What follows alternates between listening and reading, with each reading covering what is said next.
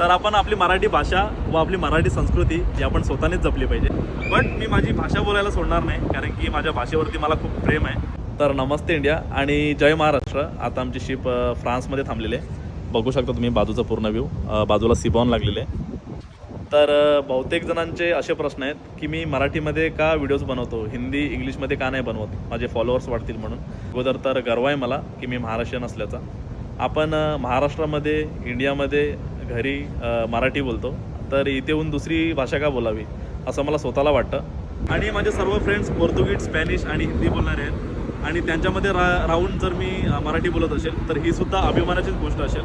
तर आपण आपली मराठी भाषा व आपली मराठी संस्कृती ही आपण स्वतःनेच जपली पाहिजे, हे मला असं स्वतःला वाटतं. आणि राहिला हिंदी इंग्लिशमध्ये शिपच्या व्हिडिओज बनवण्याचा प्रश्न, तर ते सुद्धा बनवेन मी.